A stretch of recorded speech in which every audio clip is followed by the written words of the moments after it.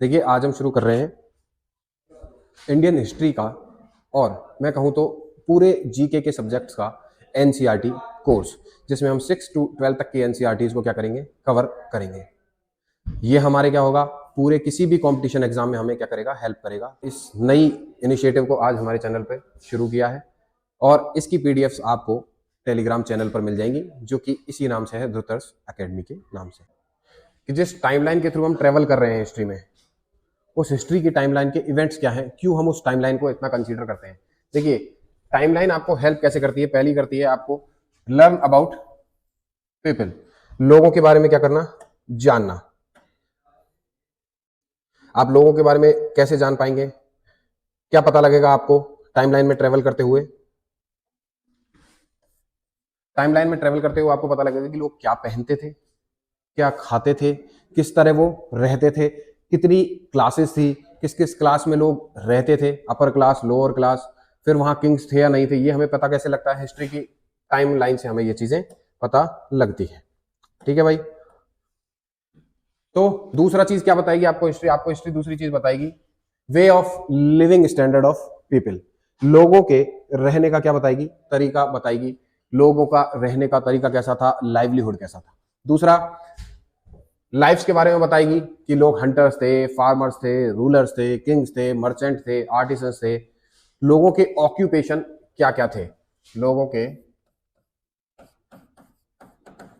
Occupation क्या क्या थे, ये आपको कौन बताएगी, हिस्ट्री बताती है। ये आपको पूरी टाइमलाइन बताएगी।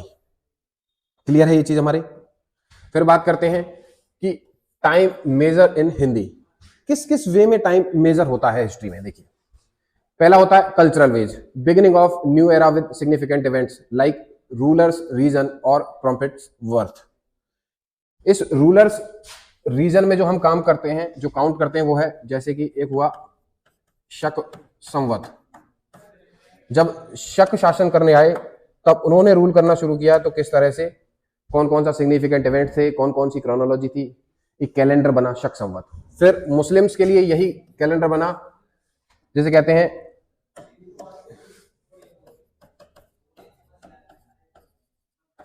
हिजरी संवत। कौन सा, हिजरी संवत। आगे बढ़े हम, फिर प्रॉम्प्ट्स के बर्थ के हिसाब से हमने देखा यूनिवर्सल जो आज कैलेंडर चलता है, ग्रिगोरियन कैलेंडर, वो जीसस के बर्थ से क्या हुआ था, शुरू हुआ था। ठीक है। तो हिस्ट्री क्या बताती है, एराज के बारे में बताती है कि शक का एरा आया, कुषाण का काल आया, गुप्त काल आया। ये सारे किस पे डिपेंड कर रहे हैं, आपके टाइम मेजरमेंट पे, किस हिसाब से टाइम मेजर किया जाता है। ग्लोबली अगर मैं बात करूं तो कौन सा कैलेंडर चलता है, ग्रिगोरियन कैलेंडर ग्लोबली काउंट होता है, जो कैसे मूव करता है। अगर इसको मैं 0 मान लूं तो इस side BCE, before Christ era, Christ Jesus Christ के जन्म से पहले का। इधर मैं बात करूं तो एडी, जिसे कहते हैं एनो डोमिनी, जो जीसस के बर्थ के बाद का समय है। फिर आगे चलते हैं, ट्रेडिशनल कैलेंडर्स भी होते हैं, जैसे कि हिंदूज के अलग, मुस्लिम्स के अलग। हिंदू का कैलेंडर विक्रमी संवत, जिसके हिसाब से हम चैत्र वैशाख देखते हैं। जैन जूइश कैलेंडर अलग है, मुस्लिम कैलेंडर में लिखा हिजरी संवत। ठीक है। इंपॉर्टेंस क्या होती है इनकी, रिलीजियस और कल्चरल इंपॉर्टेंस होती है। हम किसी, जैसे हम देखते हैं ना कि यार पूर्णिमा कब है, पूर्णिमा किसके हिसाब से देखते हैं अपन, विक्रमी संवत के हिसाब से। ठीक है। फिर आगे बात करते हैं कि ग्रेगोरियन कैलेंडर की जो टाइमलाइन है वो हमने देख ही ली है कि कौन सी होती है, ये वाली ग्रेगोरियन कैलेंडर की क्या है भाई, टाइमलाइन है, जिसमें हम क्या देख रहे थे कि BCE, before Christ era, Jesus के जन्म से पहले का समय, ये हमने देखा अभी, बीसीई बिफोर क्राइस्ट। फिर हमने देखा इसको क्या कहते हैं, बीसीबी कहते हैं बिफोर क्राइस्ट और बिफोर क्राइस्ट एरा, उसे कहते हैं एनो डोमिनी और CE common era. Gregorian calendar system count years from assumed birth of Jesus Christ, Jesus Christ के जन्म से पहले और जन्म के बाद का समय। बात करते हैं अगली, how timeline is useful tool in history. क्या बताती है आपको, जैसे कि मैं कहना चाह रहा हूं कि बुद्ध का जन्म, बुद्ध का जो जन्म हुआ था वो कब हुआ, उसका समय बताएंगे तो हम कहेंगे Buddhas birth before that of Jesus. इसका मतलब वो बुद्धा का जन्म कब हुआ, बिफोर दैट ऑफ जीसस। फिर बात करते हैं displaying event in sequence. History क्या करती है भाई, कैलेंडर्स क्या करते हैं, टाइमलाइन एक हिस्ट्री की सीक्वेंस, हिस्ट्री के इवेंट्स को सीक्वेंस में बताता है कि भाई पहले मैं कहूं एंशिएंट आया, एंशिएंट में पहले आया पैलियोलिथिक एज, फिर मेसोलिथिक और फिर नियोलिथिक। लिथिक एज, लिथिक का मतलब कि हम पत्थर और पाषाण के काल में चल रहे हैं। फिर helps in visualise their chronology, उनकी क्रोनोलॉजी बताएंगे कि भाई हाँ मौर्य पहले आए, फिर गुप्त आए। ये क्रोनोलॉजी कौन बताएगा हमको? हिस्ट्री में टाइमलाइन जो है वो कैलेंडर के हिसाब से हमें ये चीज रेफर करेगी। बात करते हैं where did people live in past, लोग पास्ट में पहले कहां रहते थे? अर्ली ह्यूमंस कहां रहते थे भाई? Wandered from place to place, मतलब एक जगह से दूसरी जगह घूमते रहते थे। रीजन क्या हो सकता है इसका? हो सकता है कि जहां वो रह रहे थे वहां के सारे जो खाने की चीजें थी वो उन्होंने कंज्यूम कर ली, अब उन्हें दूसरी जगह जाना होगा।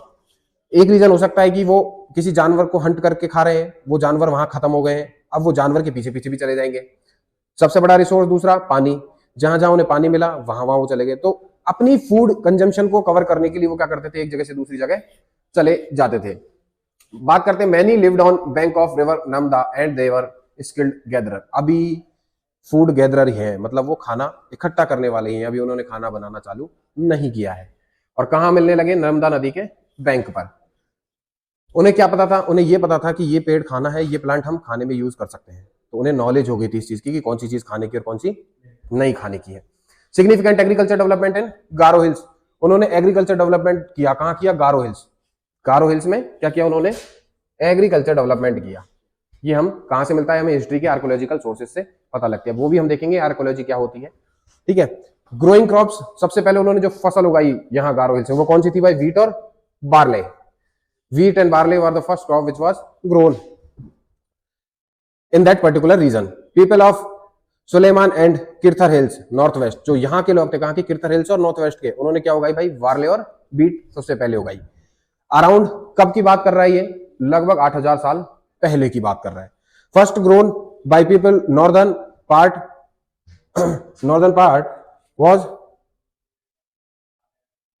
जो फसल उन्होंने सबसे पहले उगाई उसका नाम क्या? राइस। सबसे पहले क्या मिला उनको? राइस मिला। ठीक है। फिर बात करते हैं अपार्ट फ्रॉम एग्रीकल्चर, इससे एग्रीकल्चर के अलग उन्होंने क्या क्या स्टार्ट किया? उन्होंने जानवरों को रखना शुरू किया। जानवरों को रखने का प्रोसीजर होता है टेपिंग, और उसे कहते हैं डोमेस्टिकाइजेशन। ठीक है। टैम्ड कहते हैं उसे, या फिर क्या कहते हैं? डोमेस्टिकाइजेशन। तो डोमेस्टिक एनिमल्स, शीप और कैटल, मवेशी और भेड़। फिर स्टार्टेड लिविंग इन विलेजेस, कहां शुरू किया उन्होंने रहना? गांव में। क्यों? अब वो एक जगह रहने लग गए, उनको पता लगने लगा कि ये जानवर हमें दूध भी देता है, इस जानवर को क्या करना पड़ेगा? हमें खाना खिलाना पड़ेगा। तो उन्होंने धीरे धीरे करके एग्रीकल्चर और हर्डिंग की प्रोसेस चालू करी।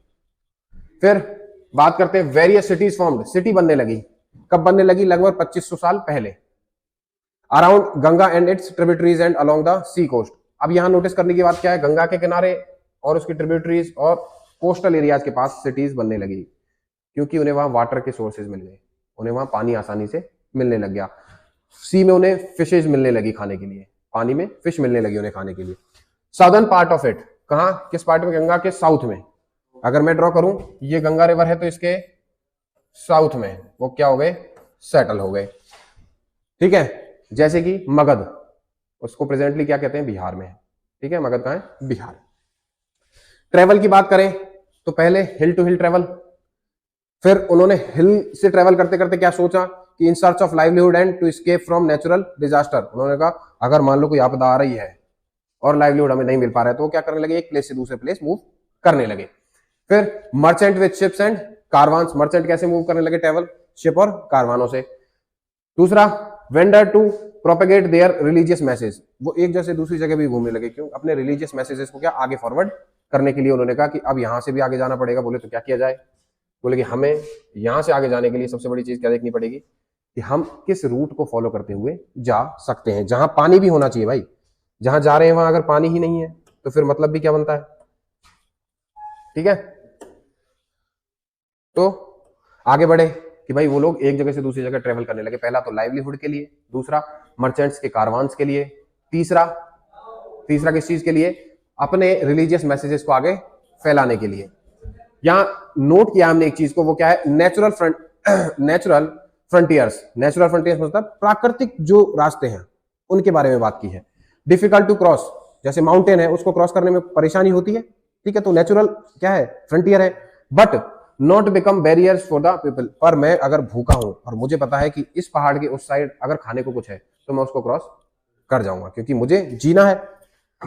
Not become barriers and many came and settled in the sub continent. लोग, इसका एग्जाम्पल क्या है, मान लो मैं कह रहा हूं हिमालयन है, ठीक है, लोग हिंदू कुछ रीजन से आके और यहां रहने लग गए, तो अब क्या हो रहा है, इंटीग्रेशन हो रहा है, बाहर के लोग भी यहाँ आके रहने लग रहे हैं, तो सेटल हो रहे हैं इस सब कॉन्टिनेंट में, ठीक है, इस एशियन सब कॉन्टिनेंट में क्या होने लग गए, वो लोग सेटल होने लगे क्योंकि उनको पता लग चुका था कि भाई हमें क्या मिल जाएगा, फूड मिल जाएगा, और फूड मिल जाएगा और वाटर मिल जाएगा तो हमारे रिसोर्सेज क्या हो जाएंगे, कंप्लीट हो जाएंगे, हमें खाने को मिल रहा है। ये हम किसके अकॉर्डिंग बात कर रहे हैं, टाइमलाइन के अकॉर्डिंग, कि हिस्ट्री में टाइमलाइन मैटर क्यों करती है। फिर आगे बात करें नेम ऑफ द लैंड, कि भारत जिसे हम आज इंडिया कहते हैं उसके नाम आए कैसे, भारत कहां से आया भाई, ऋग्वेद से, जिसे क्या कहते हैं, सप्त सैंधव रीजन कहते थे, जहां 7 नदियां हैं, ठीक है। फिर उधर इंडिया की बात करें तो पर्शियंस थे, उन्होंने इसे हिंद और हिंदू कहा, ग्रीक्स थे, उन्होंने इसे इंडोई कहा। कॉन्स्टिट्यूशन हमारा क्या कहता है, इंडिया, दैट इज भारत। तो भारत कहां से आया, सप्त सैंधव रीजन से, ठीक है। महाभारत में हमारे भारतवर्ष कहा गया है, हमारे भारत कंट्री के बारे में, ठीक है। तो भारतवर्ष का मतलब क्या होता है, the land of Bharat, Bharat का लैंड, ठीक है, लैंड ऑफ भारत, भारत की जमीन। फिर बात करें कॉन्स्टिट्यूशन, हमने क्या लिखा है भाई, India that is Bharat.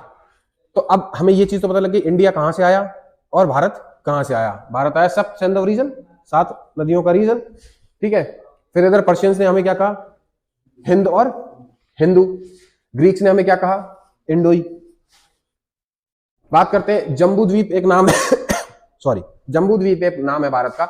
Jambu द्वीप का नाम कहां से आया, jamun fruit, jamun fruit, island of jamun fruit, jamun fruit का क्या, आइसलैंड। फिर बात करते हैं फाइंडिंग अबाउट द पास्ट, हमें पास्ट के बारे में पता कैसे लगता है, किस किस तरह से पता कर सकते हैं। पहला है मनुस्क्रिप्ट, पहला क्या है भाई, मनुस्क्रिप्ट। ये कौन सा है, रिटन सोर्स है ना, रिटन सोर्स है। इंस्क्रिप्शन जो पत्थरों पर लिखा होते हैं, वो अभिलेख जिन्हें हम हिंदी में कहते हैं। फिर आर्कियोलॉजी, आर्कियोलॉजी क्या करती है, उन लिखे हुए चीजों को या फिर एक्सकेवेशन को, जैसे कोई फॉसिल फ्यूल, कोई चीज नीचे से दब चुकी है, जैसे किसी की बॉडी, ठीक है, कुछ रिमेन्स, वो अगर बच के और दब गए हैं तो उनको क्या किया जाए, सर्च किया जाए, आर्कियोलॉजिकल सर्वे किया जाए, ठीक है। पूरा चीजों को ढूंढना, पुरानी चीजों को ढूंढना, तलाशना और उन्हें कार्बन डेटिंग से पता करना, आर्कियोलॉजी। बात करते हैं पहले मनुस्क्रिप्ट की। मीनिंग क्या होता है मनु का, मनु का मतलब होता है हाथ, हैंड, ठीक है। Written by hand on palm trees, palm trees की जो लीव्स होती हैं, पाम लीव्स, उन पे लिखा जाना, उसे क्या कहते हैं, मनुस्क्रिप्ट। लैंग्वेज क्या होती थी, डायरेक्ट क्वेश्चन पूछता है कोई भी कमीशन हो कि भाई मनुस्क्रिप्ट जो है उसका मतलब क्या है और उसकी लैंग्वेज क्या है, तो क्या है, संस्कृत, प्राकृत और तमिल। हिंदी नहीं थी, संस्कृत, प्राकृत और तमिल। प्राकृत का मतलब क्या था, लैंग्वेज ऑफ ऑर्डिनरी पीपल, जो आम भाषा में लोग बोलते हैं उसको क्या कहते हैं, हम प्राकृत भाषा कहते हैं, ठीक है।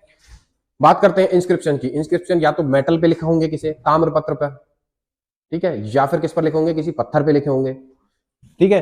तो ऑर्डर्स इंस्क्रिप्ट बाय किंग, राजा के आदेशों को कहां लिखा जाता था, पत्थरों पर लिखा जाता था। राजा के आदेशों को, राजा की क्रोनोलॉजी को पत्थरों पर लिखा जाता था। हम कहते हैं ना ये अशोक का अभिलेख है, तो इसका मतलब अशोक ने अपने बारे में लिखा है। People could see and read them, क्यों लिखा जाता है, ताकि लोग उसे देखें और पढ़ें और समझें। बात करते हैं आर्कियोलॉजी की, तो archaeology study of human history, लोगों की हिस्ट्री, मानव इतिहास के बारे में जानना, और दूसरा क्या जानना, प्री हिस्ट्री, पुरानी इतिहास के बारे में, पुरातत्व इतिहास के बारे में जानना क्या होता है, प्री हिस्ट्री कहलाता है। एक्सकेवेशन ऑफ साइट्स, किसी भी साइट का एक्सकेवेशन, जैसे कि भीमबेटका, जैसे कि अजंता एलोरा की केव्स, उनको क्या किया गया, एक्सकेवेट किया गया। एंड एनालाइज ऑफ आर्टिफैक्ट्स, और उन पर आर्टिफैक्ट्स मतलब उन पर जो लिखा गया है और उन पे फैक्ट के बारे में क्या करना, जानना, ठीक है, उनको एनालाइज करना। एंड अदर फिजिकल रिमेन्स, और जैसे कि चावल के दाने बच गए थे, ठीक है, जैसे कि कुछ रिमेन्स, जैसे कि मैं कह रहा हूं किसी बरियल के साथ हमने क्या रख दिया, कोई कुत्ते को, ठीक है। तो अब ये पता कैसे लगेगा, हम जब उस रिमेन्स को निकालेंगे, उसकी डेटिंग करेंगे, तब पता लगेगा कि इतना टाइम पुराना है और इसके पीछे क्या क्या मेथोडोलॉजी हो सकती है, ठीक है। फिर बात करते हैं manuscript preserve in temples and monasteries. Manuscript को कहां रखा जाने लगा, टेम्पल्स और मोनेस्ट्रीज में। बात करते हैं study of inscription, script, sculpture and painting. Archaeologist क्या करते हैं भाई, किस किस चीज का अध्ययन करते हैं, इंस्क्रिप्शंस का अध्ययन करते हैं, स्क्रिप्ट का करते हैं, स्कल्पचर्स का करते हैं और पेंटिंग्स का करते हैं। ये क्या हुआ, ये एक सीक्वेंस हमें पता लगता है यहां से, ठीक है। तो हम आज शुरू किए हैं, हम आज क्या शुरू कर रहे हैं, इंडियन हिस्ट्री के एनसीईआरटी कोर्स की शुरुआत कर रहे हैं। ठीक है, तो इंडियन हिस्ट्री के एनसीईआरटी कोर्स से हमें क्या मिलेगा, एक फाउंडेशन मिलेगा, उसके बारे में हम क्या करेंगे, जानेंगे। This is it. इसके बाद का हम बाद में नेक्स्ट क्लास में कवर करेंगे, हम पूरा एनसीईआरटी कोर्स करेंगे इस तरह। ठीक है।